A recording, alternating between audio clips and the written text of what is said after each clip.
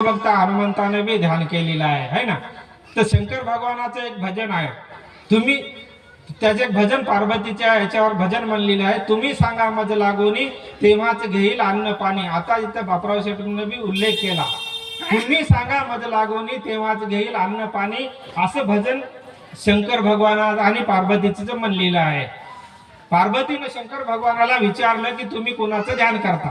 पार्वतीने शंकर भगवानाला विचारलं की तुम्ही कोणाचं ध्यान करता। तर तेव्हा शंकर भगवान पार्वतीला म्हणाले की जो मी शिव आहो म्हणले, मी कोण आहो? शिव। आणि सदा राहणारा तो सदाशिव, सदा राहणारा तो सदाशिव, मी त्याचं ध्यान करतो म्हणले। आणि बाबाजी बी काय म्हणले की ध्यान करा म्हणून बाबाजी म्हणले, आणि बाबाजी म्हणले माझं ध्यान करा म्हणून बाबाजी म्हणले नाही। बाबाजी काय म्हणले, आपल्यामध्ये जो नांदणारा तो आत्मा आहे तोच सदाशिव आहे, आणि तुम्ही बी त्याचंच ध्यान करा 5 मिनिट 10 मिनिट। आणि त्याच्यामध्ये लहान मोठा कुणी बी ध्यान करू शकते, लहान मोठा गोर गरीब असं कुणी असं नाही त्याला, आणि त्याला काही पैसे लागत नाही। तुकडोजी महाराजाचं भजन आहे ना, हरी नाम घे फुकाचे, जप मानवा तू या वाचे, तुटतील बंद सारे भवपासी या जीवनाचे। काही लागते म्हणले का तुकडोजी महाराज? हरी नाम घे फुकाचे म्हणले, काय पैसे म्हणले का?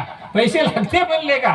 शबरी माताचं एक आहे ना, शबरी माताचा इतिहास तुम्हाला माहित आहे, ठाईच बैसूनी करा एक चित, आवडी अनंत आळवावा। हे कोणी केलं? हे शबरी मातेने केलं। शबरी माता पैसेवाली होती का? शबरी माताचा विश्वास होता गुरुच्या वाक्यावर।